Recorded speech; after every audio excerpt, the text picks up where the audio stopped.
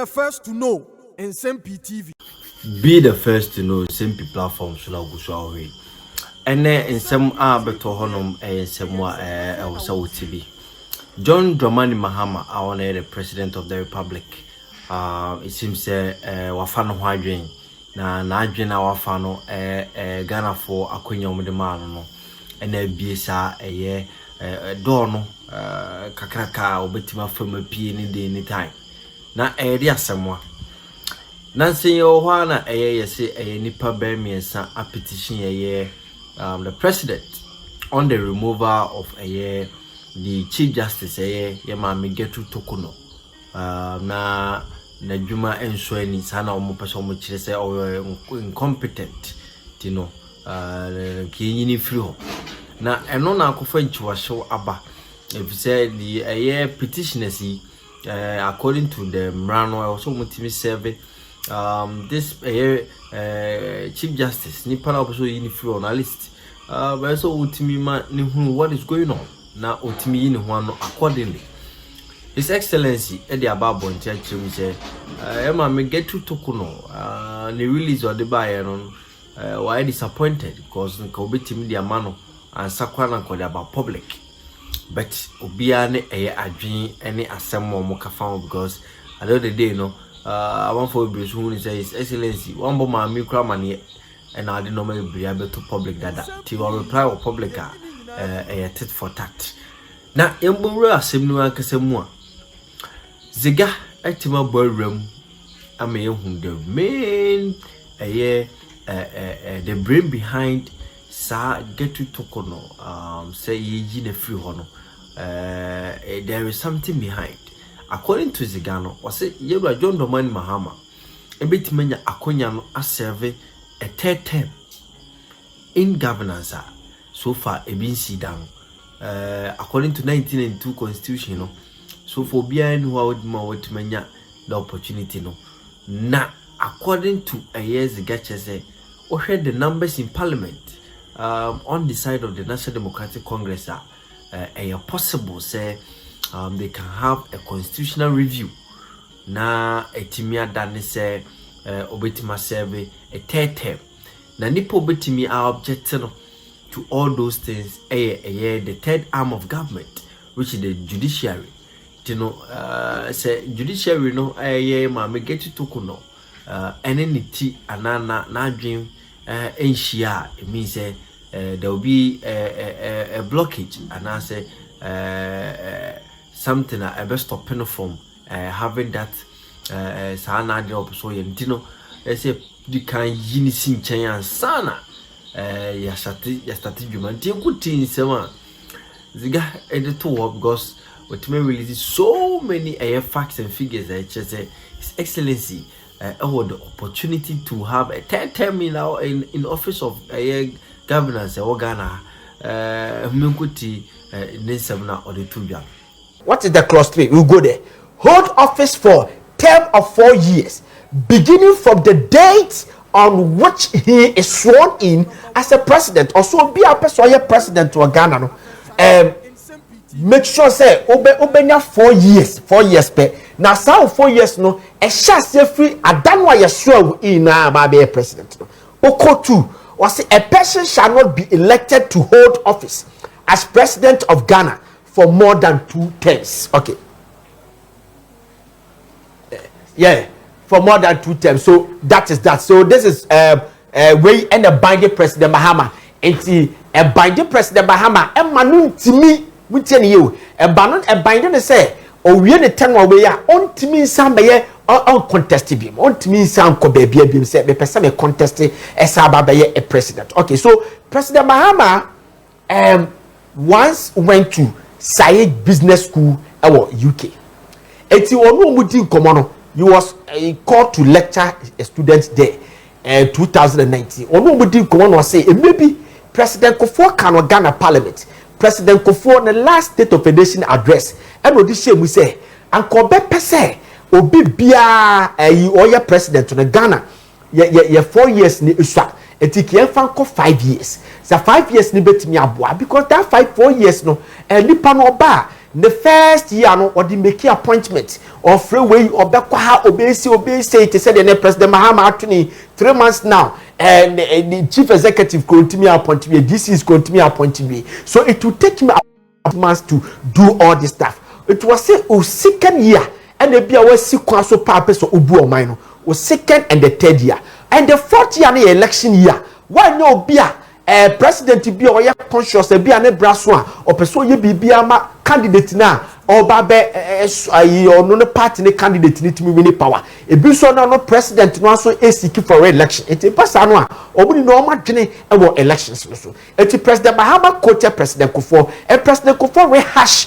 sa asem no White House when America man panini George Bush mo efre no Omoto ye friend pro de emano and the honor they say what me awie ne 10 one successfully. Okay, so that is that. So President Mahama told them say akono ebeya anke ye mfasa de ne 5 years. You understand? Ye 5 years. That is what President Mahama told ye friend Said Business School. Okay. So now ye constitutional review.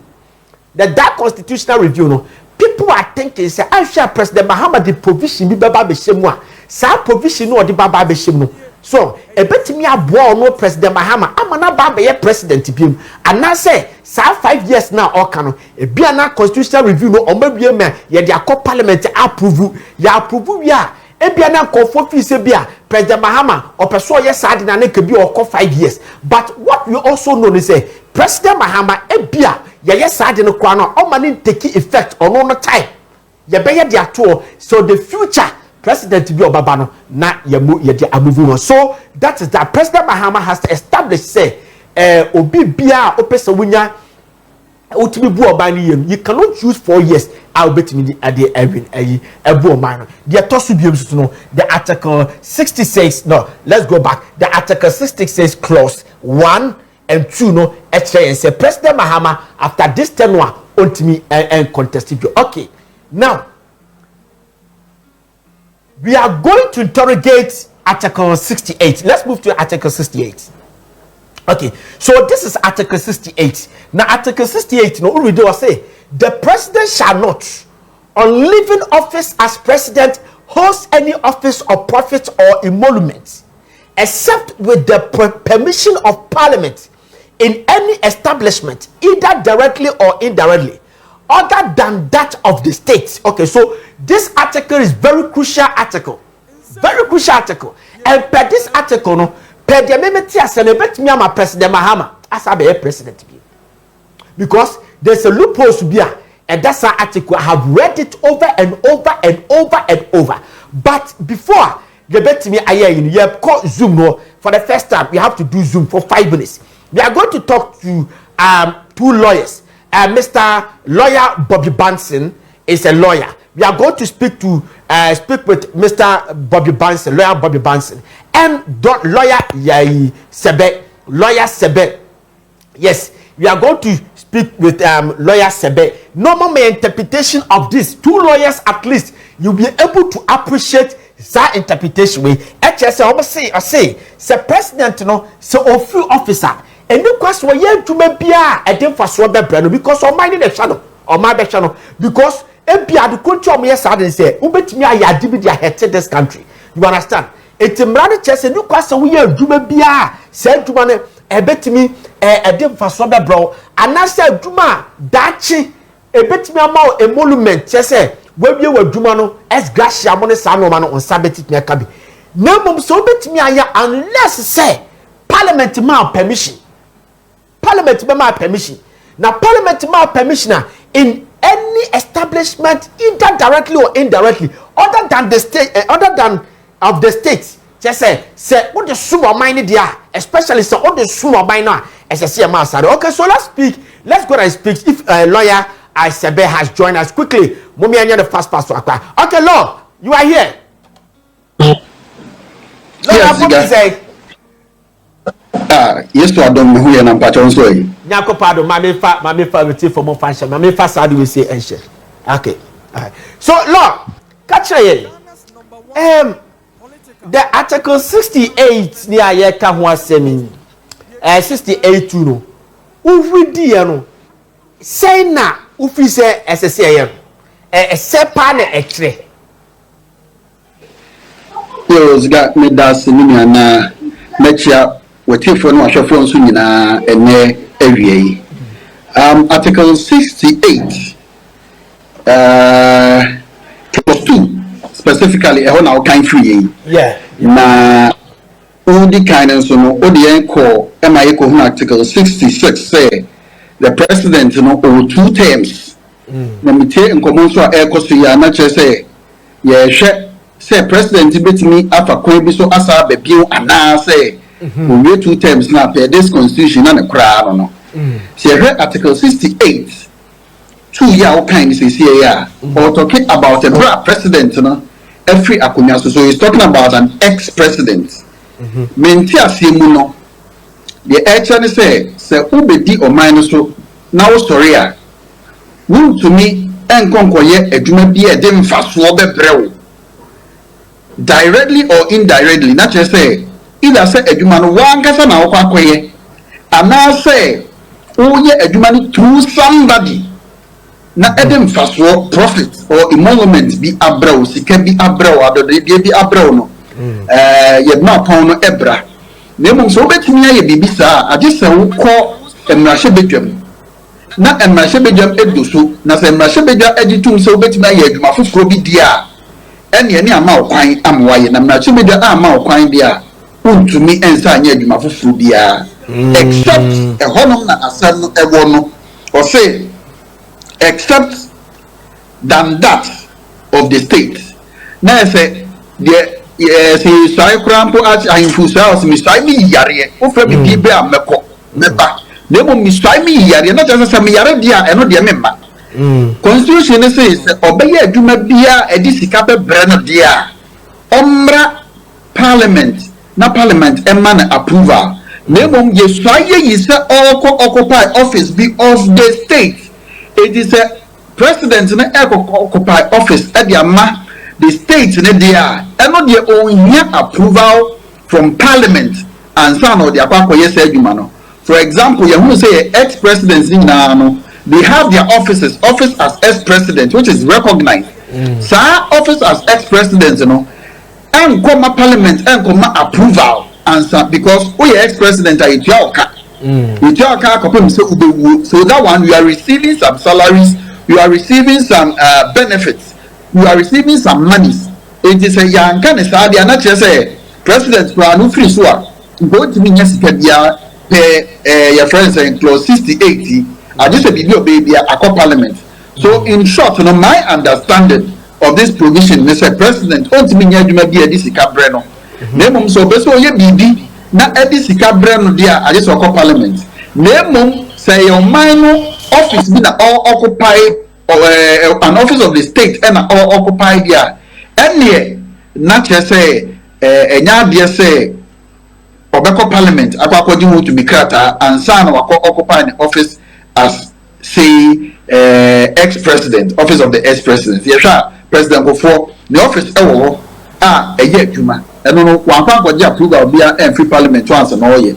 Sana or my opinion, John Dramani Mahama so obey ex-president and none office nana adodanko akufuado so say our officer o pretty for man enya parliament na be man to me and san wa yesa adwuma na aboa oman no enti nchiremu ne ntiase amwo e was a constitutional provision here 68(2) no na eno okay so na chese ono ane office ne de enya de a obetimi obe ohia approval nemom edie na okase eno no chair parliament bam ansa na yetimi akwan eno ne edie adwuma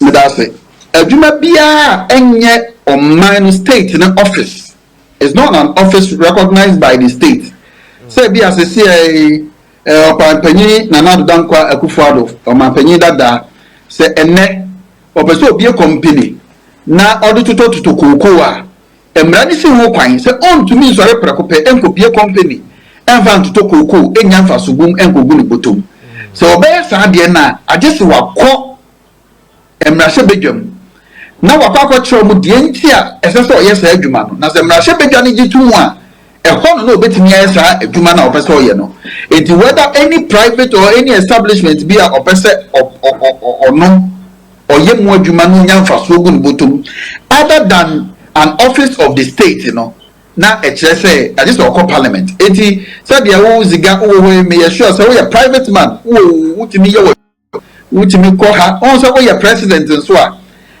yɛsɛ sɛ wo kora deɛ manya adwuma koraa ɛde mfasoɔ bɛbrɛw that is the president it is Article 68(1) nankasa na say the president shall not whilst he continues in office as president hold any other office of profit or emolument whether private or public and whether directly or indirectly it is our president they won't give you adwuma koraa na mo obeye ex-president there ubetumi aye wa adwuma na so is a parliament ama ho kwan ansa okay enti yes anone menti asia o all right so no yeah brother TC thank you very much brother pa dako for encounter Mr. Medas on council so we are lawyer Sebe and I'm what to say so this is the article 68 clause 2 no and on by the interpretation of it so on my penny no also we na dwuma what me nya dwuma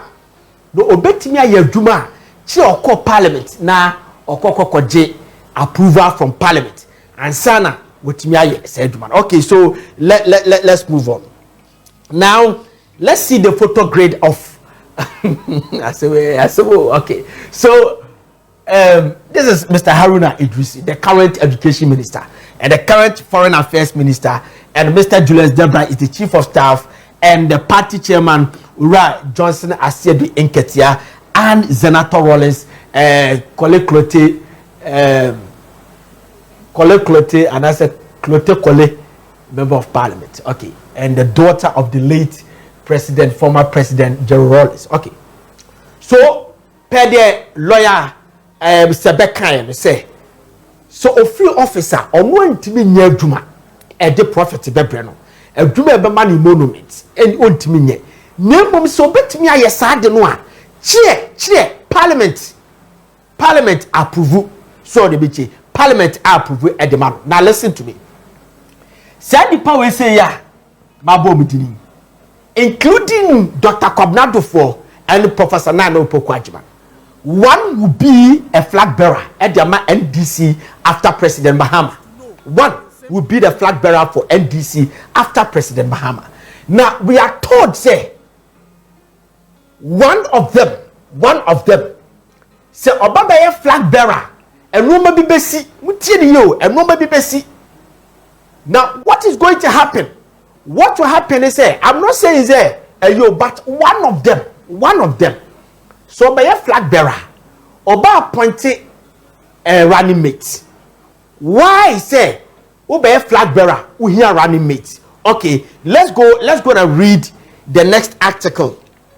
Let's read the next article about the vice presidential candidate senior ACCTF for article 60 of the vice president and succession to the presidency. Article 60 clause 2 or say a candidate for office of vice president shall be designated by the candidate for the office of president before the election of the president. Just say obi oye vice presidential candidate no as I say no office no ye designate anase nipa also appointing ye the president ne ye beto no so aba no if you say as I say appointing ye to omumienu na so aba ye to omumienu na so aba was say a candidate shall be 4 where 2 and 4 and ye kind. A candidate shall be deemed to be duly elected as vice president if the candidate who designated him as a candidate for election to office of vice president has been duly elected as president in accordance with the provisions of Article 63 of this constitution. Article 63 ne chair provisions and a requirement open so vice president obe go through semi Ghana ni kuta Ghana Caribbean say me try me taxes menya konfo ya chimi to me and all that. Okay, that's fine. So I had no person say was say obi betimi abe vice president when the person is duly elected as the president as vice president if the candidate who designated him dated him as candidate for election to office. Just a nipa no a obetuma be vice president yato no so aba whereby a nipa no appointed no say on by the running mate no every election. Nsem-Pii TV nie